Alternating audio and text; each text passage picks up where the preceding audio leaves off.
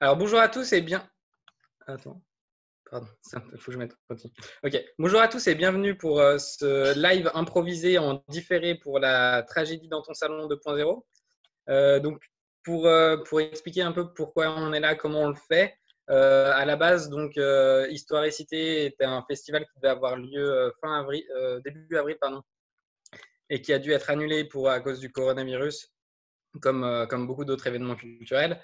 Et donc, la tragédie étant étant en partenariat avec Histoire et Cité, on a, on a proposé ce format avec quelques interventions. Donc, il y a eu un peu plus tôt dans la soirée Katharina Ross.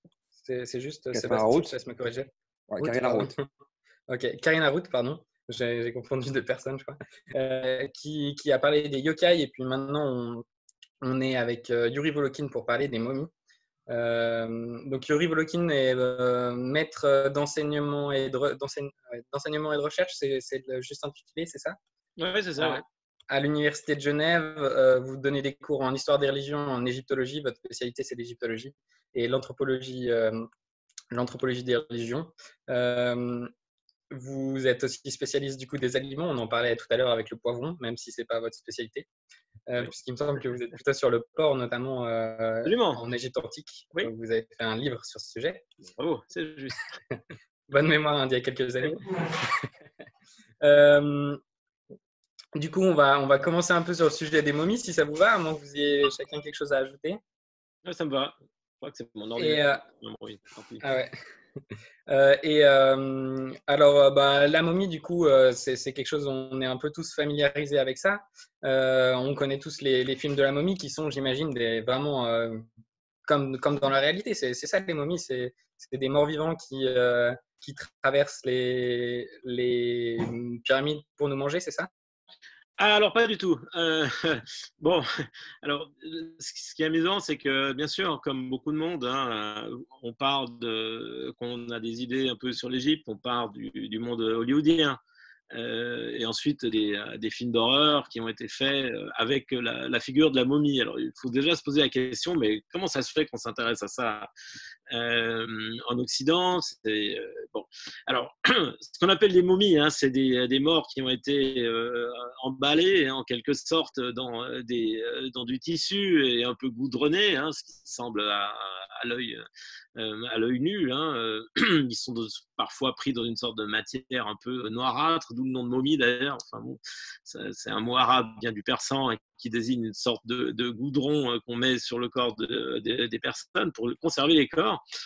Ce qui s'est passé, il faudrait peut-être quand même le dire, c'est que on avait dans des cabinets de curiosité depuis très longtemps en Europe ces drôles de choses, mais à partir du moment où s'est développé au 19e siècle l'archéologie, on en a fait venir tout spécialement en Europe pour des spectacles qui avaient lieu dans la bonne société anglaise, par exemple, où on débandeletait publiquement des momies. Alors, c'est une sorte de massacre archéologique, bien sûr, parce que ce sont des objets archéologiques, mais c'est devenu de cette manière-là, dans le monde victorien et post-victorien, un objet de fascination et d'horreur. D'où ensuite ce qui s'est passé dans le cinéma où voilà, on fait surgir ce mort vivant. Alors bon, alors là c'est le thème du mort vivant, c'est encore autre chose, hein, mais la momie qui commence à bouger, qui se relève et qui sort de sa tombe, c'est pas tout à fait un thème égyptien. Ça c'est l'imaginaire occidental. Puis vous parlez des pyramides. Alors bien sûr c'est un des autres grand sujet sur l'Égypte, mais c'est autre chose, puisque, à ma connaissance, on ne trouve pas beaucoup de momies dans les pyramides. C'est pas là qu'on les a trouvées. Enfin, ça dépend de ce qu'on appelle momie, hein, parce que les Égyptiens conservaient les corps depuis très longtemps, mais la momie bandeletée, elle fait son apparition de manière post-pyramide, je dirais, c'est un peu plus tard.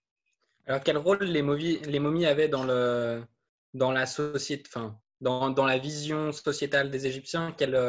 Pourquoi on faisait des momies et quel intérêt, quel rituel l'accompagnait? Ah voilà, alors bon, ça c'est bon, les rituels, c'est beaucoup de choses.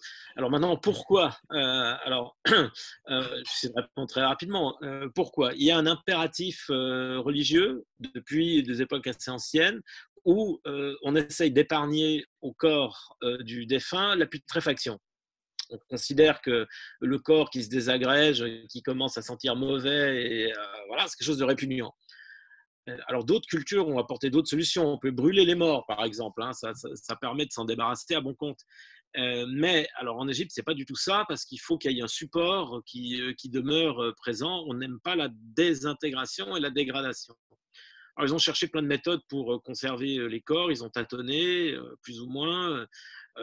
Et finalement, ils ont compris qu'il fallait éviscérer, qu'il fallait enlever les parties molles, qu'il fallait surtout enduire le corps avec des substances. Généralement, c'est des sortes de résines, et les emballer. C'est ce qu'ils ont commencé à faire à une certaine époque avec des bandes de lin, et c'est la momie classique.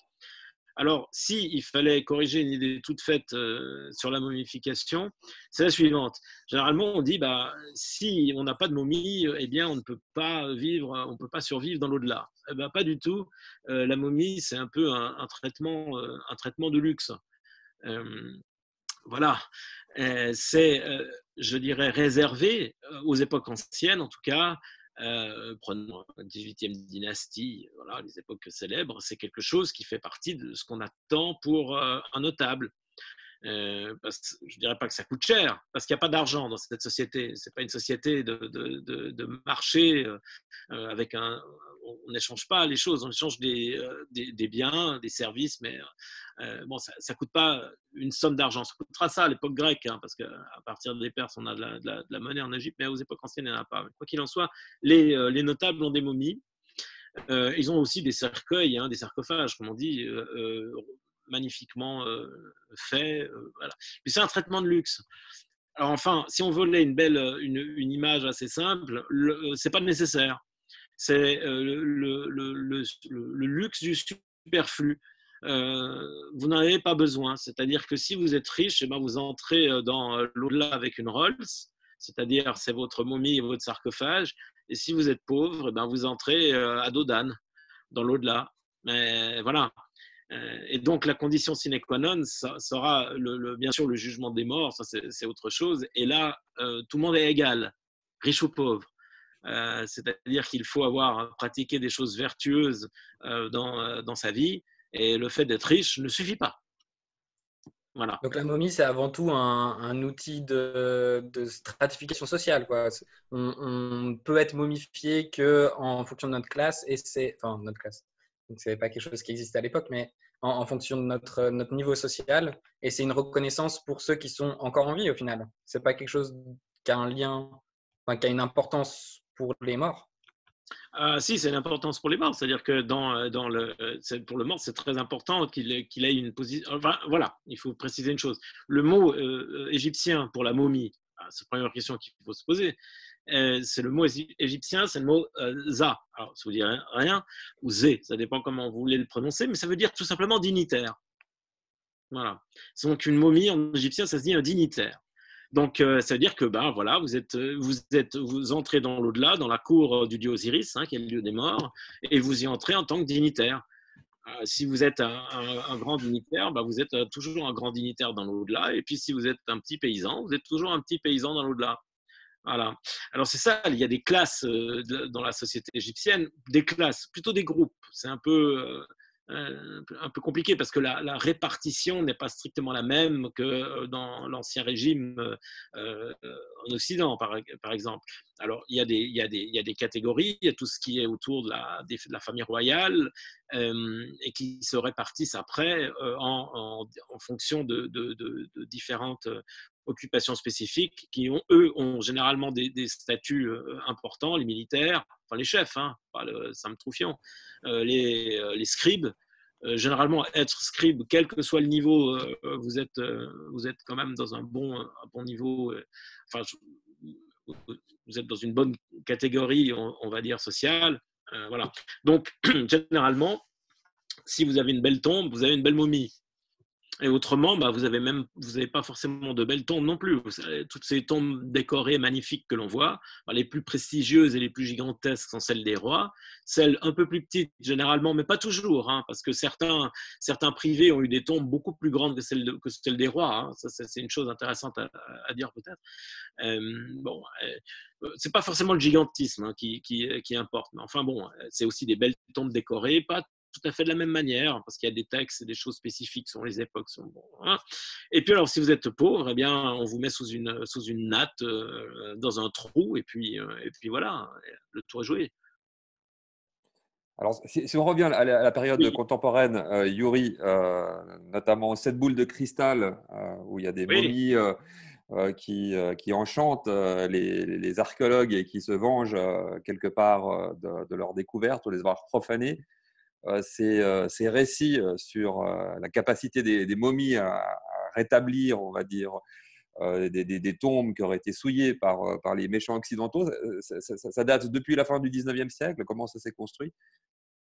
Oui, alors il y a pas mal de choses. Il y a surtout Bram Stoker, hein, le joyau des 7 étoiles, qui est enfin le père de Dracula, hein, qui, si je me trompe pas, hein, non, je crois pas, et sur un archéologue, hein, qui ramène une momie, et qui va se venger pour avoir été sorti indûment de sa tombe. Euh, Maintenant, effectivement, il y a aussi des momies dans le monde amérindien, c'est celle de Tintin. Mais je crois que, enfin, c'est même pas je crois, c'est que je sais, il y a des momies chez Tintin aussi. Et la chose très amusante chez Tintin, c'est qu'il y a des momies d'archéologues. Oui, Tintin va découvrir, il y a même une boîte vide avec son nom dessus et le nom de Milou aussi, hein, si je ne me trompe pas. oui. Donc là, C'est c'est dans le une Cigare super du Pharaon. explication. Bien sûr, oui, voilà, Ouais. Cigare du Pharaon. Euh, Évidemment, bon, il n'y a pas ici notre ami Michel Porret, spécialiste en tintinophilie, et qui pourrait nous dire encore plus de choses là-dessus, mais bien sûr, alors là, il y a l'exploitation du motif par Hergé, ouais. Donc, toi, tu Oh. connais bien le cinéma. Est-ce que le motif de la momie qu'on connaît dans les films plus récents, c'est quelque chose qui existe aussi depuis les années 20? Ah oui, oui, oui, bien sûr. Alors, je me souviens plus. J'ai un gros bouquin, j'aurais dû le prendre avec moi, ce qui est fait par un historien d'art sur tous les motifs de la momie au cinéma. C'est gigantesque, hein, c'est un peu comme le vampire. Enfin, c'est les personnages clés, hein, qui vont devenir ceux clés de Universal et puis de la Hammer. C'est Dracula, la momie, le loup-garou et Frankenstein. Hein, un peu, la momie, elle a son rôle là-dedans. Alors, il y a les anciens films sont déjà.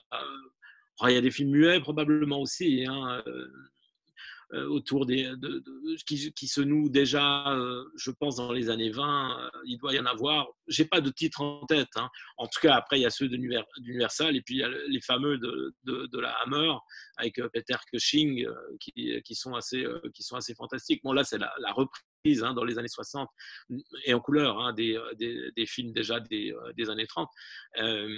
Alors, oui, c'est le moment où ça devient un personnage d'horreur. Et puis en plus, c'est quelque chose de facilement transposable parce que pour se déguiser, c'est facile. C'est assez facile de se déguiser en momie. On peut s'emballer dans plein de choses. Généralement, il n'y a pas une seule soirée d'égyptologue où il n'y en a pas un qui a eu n'a pas eu la bonne idée de s'entourer de papier de toilette. Hein. Il semblerait que c'est ce qui marche le mieux. C'est une période difficile maintenant pour le faire. Hein. J'ai cru comprendre qu'il y avait une sorte de pénurie. Il y a un Mais coup- pour se déguiser en momie, c'est quelque chose que j'ai souvent vu. Donc ça fait partie un peu de la culture rigolote populaire. Et du coup, à la base, vous deviez faire cette présentation en présentant des objets qui sont au musée d'ethnographie, j'imagine? Non, au musée d'art et d'histoire. Musée d'art et d'histoire, pardon. Alors, je t'avoue que le musée d'art et d'histoire, je ne sais pas exactement où il m'aurait amené, parce qu'il se trouve qu'au musée d'art et d'histoire, il y a une momie, en tout cas conservée, qui était visible encore lorsque j'étais enfant puis jeune homme. D'ailleurs, je ne sais pas, mais c'est quelque chose qui m'a fasciné dans ma prime enfance. Quand je voulais aller au musée d'art et d'histoire, je voulais voir le sarcophage avec la momie. On voyait ses doigts de pied recroquevillés, sa tête noirâtre. Voilà, j'étais vraiment impressionné par cette momie. Et j'imagine, je ne le sais pas, mais enfin peut-être, est-ce que ma vocation égyptologique vient de là? C'est possible. Quoi qu'il en soit, je crois que il y a quelques années, c'est-à-dire probablement un peu plus qu'une dizaine, quasiment peut-être même une vingtaine d'années, ce serait mon ami Jean-Luc Chapa qui pourrait nous renseigner là-dessus, hein, ancien conservateur, il est à la retraite maintenant. Et donc, on a décidé pour des raisons éthiques de fermer la boîte, ou du moins de ne plus la montrer. Parce qu'effectivement, bon, bah, c'est une dépouille de quelqu'un. Bon, cela dit, c'est vrai, si vous allez au musée du Caire, hein, au musée du Caire, vous avez une salle spéciale avec un ticket spécial pour voir les momies des rois. Alors ça, c'est quelque chose de fantastique à se dire, c'est-à-dire qu'effectivement, c'est ces momies qui ont été découvertes dans la cachette de Deir el-Bahari à la fin du 19e, où les Égyptiens eux-mêmes avaient planqué les momies royales, donc le sarcophage des rois, ils n'avaient plus du tout leur trésor, hein, il n'y avait que le corps dans des sarcophages réinhumés dedans, et donc, ils sont donc au musée du Caire, et donc on a la momie de Séti Ier, de Ramsès II, des grands rois. Alors c'est quelque chose de complètement incroyable, c'est-à-dire on a le corps de Ramsès II, le roi de légende, hein. Pour les Grecs, c'était déjà un personnage complètement légendaire, alors que les momies des rois de France, comme vous le savez, elles ont été complètement détruites à la Révolution française. On n'a plus le corps d'Henri IV, on a peut-être des petits bouts, mais enfin bref, on n'a plus le corps des rois français, mais on peut se trouver face à face avec Ramsès II. Je trouve ça assez fascinant d'avoir le corps d'un roi qui a régné, on va dire, 1000 ans avant Jules César. C'est quelque chose d'assez étonnant. Et les objets du coup que vous auriez présentés, c'est des objets qui, enfin, du coup, je ne sais pas très bien si vous savez ce que vous auriez présenté, mais Non, ça aurait été non, d'accord. ça aurait été de l'improvisation. Ça aurait été Ma un question peu tombe à l'eau.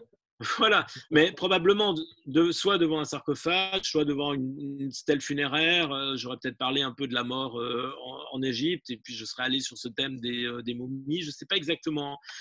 J'aurais dû mettre ça au point avec le musée d'art et d'histoire, mais comme finalement nous sommes confinés, que tout s'est arrêté fâcheusement, ou enfin, c'est plutôt bien pour certains, mais enfin plus compliqué pour d'autres, eh bien effectivement, je ne sais pas ce que j'aurais fait. Alors voilà, l'événement c'est devenu quelque chose d'autre.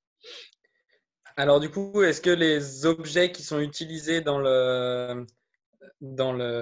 les films, est-ce qu'on les retrouve est-ce qu'on en retrouve certains? Est-ce qu'il y a un imaginaire de la momie qui est ancré dans une réalité égyptologique? Je ne sais pas comment définir ça, historique?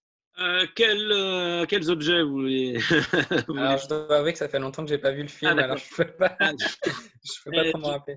Alors, mais qu'est-ce qui accompagnait le rythme de la momie dans l'Égypte antique? Le rite. Les rites. Quel rite accompagnait la momification? Alors, il y avait des rituels, oui. Bon, les momies sont faites par des spécialistes qui sont dans le monde religieux, si on veut, c'est des prêtres. Et c'est aussi parfois des médecins. Hein, donc, voilà. Bon, là, le traitement, c'est plus pour qu'il aille mieux sur Terre, mais qu'il aille bien, en tout cas, dans l'au-delà. Alors, on a des objets du momificateur. On en a retrouvé. Ils ont des objets de type chirurgicaux pour enlever la cervelle, par exemple, pour éviscérer. Voilà. Mais à côté de cela, pour les défunts, on a des outils spécifiques pour les rites funéraires. Voilà. Et dans ces rites funéraires, il y en a un qui est très connu, qu'on appelle l'ouverture de la bouche, c'est-à-dire de rendre symboliquement de nouveau l'usage de la parole, de la vue, de l'écoute aussi, hein, du sens des 5 sens, aux défunts. Et ça, c'est une ritualisation qui se fait sur le corps du mort, momifié. Voilà. Ou protégé d'une façon ou d'une autre, ou sur le sarcophage aussi, puisqu'il est caché, après on ne le voit plus. Hein, c'est à partir du moment où… ça devait être assez curieux, hein, cette histoire de momification. Quand vous avez un parent, vous êtes de la bonne société qui est défunt, eh bien vous allez vous donner le corps à des prêtres où on n'aime pas trop savoir ce qu'ils font.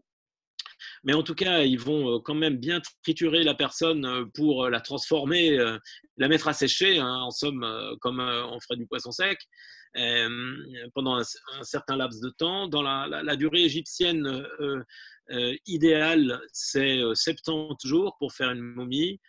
Qui correspond mythologiquement avec la période d'invisibilité de Sirius. Enfin, il y a des projections astrales, c'est très compliqué, c'est très intéressant d'ailleurs. Enfin voilà, vous confiez le corps de la personne au prêtre momificateur, et puis après un certain temps, vous le récupérez, puis vous allez l'enterrer. Voilà. Ouais, alors toi, Yuri, tu étais impressionné par Ramsès II. Moi, j'ai vu Lénine. Donc, À 8 ans? non, momifié. Donc, si ah j'évoque… oui, Lénine momifié, bien sûr. Ah oui, oui, oui, oui, oui. J'ai compris, j'ai lu Lénine. Non, non, non. J'ai vu non. Lénine momifié. Ah, tu l'as vu? Ah, extraordinaire. Ouais. Mais simplement pour dire, est-ce qu'on a des informations sur les techniques d'embaumage et quels produits étaient utilisés pour maintenir le corps Absolument, pour l'embaumement, Ouais. on a oui, on sait. D'ailleurs, on a un récent papyrus qui est au musée du Louvre et qui est un papyrus de médecine sur les maladies de peau et qui a une section sur la momification réservée pour les personnages de la haute cour à la 18e dynastie. Et on a une bonne liste de. Alors, on prend des résines hein, et on enduit le corps avec de la résine. C'est généralement ce qui est fait.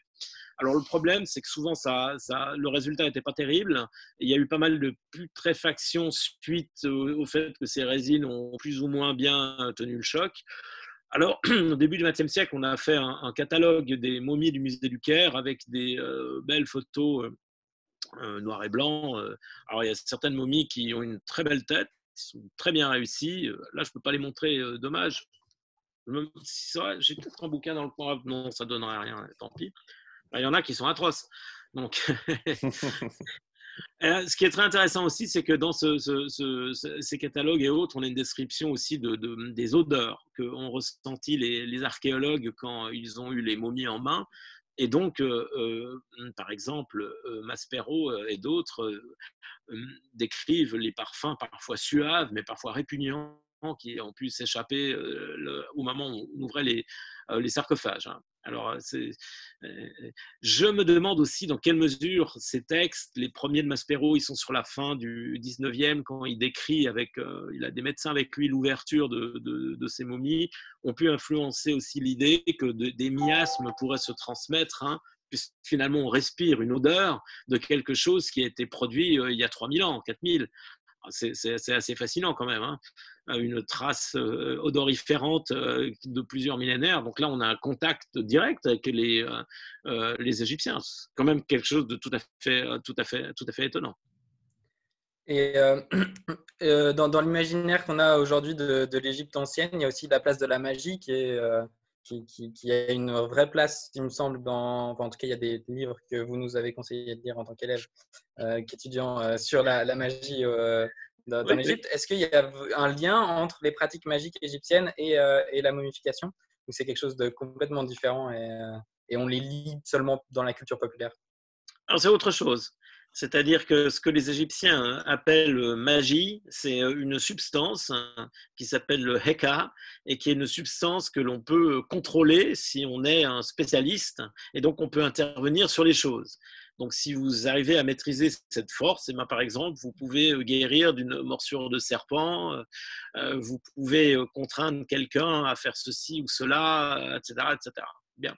Alors, c'est pas vraiment cette ressource-là qui est mise à contribution lorsqu'il s'agit de faire une momie. Donc, pas de possession à travers la momie? Non. Okay. Non. En revanche, la momie, c'est qu'une seule chose. Il se trouve que le défunt peut se manifester sous d'autres formes. Ça, c'est ce qui reste de sa forme matérielle. Mais il a aussi des formes un peu, si vous voulez, on peut les appeler spirituelles, c'est-à-dire un peu plus évanescentes. Et il y en a une qui s'appelle l'art, et ça correspond un peu à ce que nous, on pourrait appeler un fantôme. Alors là, il faut faire attention. Très bien. Très attention. Est-ce que tu as encore des questions, Sébastien? Sinon, on arrive à peu près aux 30 minutes. Je crois qu'on avait prévu 20-30 minutes qu'on avait prévu. En tout cas, on peut remercier beaucoup Yuri d'avoir accepté le jeu de faire cet entretien d'une manière informelle et confinée, malheureusement. J'espère qu'on pourra une fois bientôt se retrouver autour d'une momie ou d'autres choses. Oui, oui, autre chose quand même. Ouais, mais en tout cas, c'est vraiment une sympa contribution à cette soirée un petit peu festive avec les camarades de la tragédie, dans l'espoir que bientôt on pourra faire aussi des conférences à la comédie et discuter de momies et d'autres choses. Ah oui, d'autres choses, hein. Je ne suis pas du tout spécialiste des momies, hein. Donc voilà, je ne suis pas l'homme des momies. Je ne veux pas que ça me colle à la peau, hein, maintenant.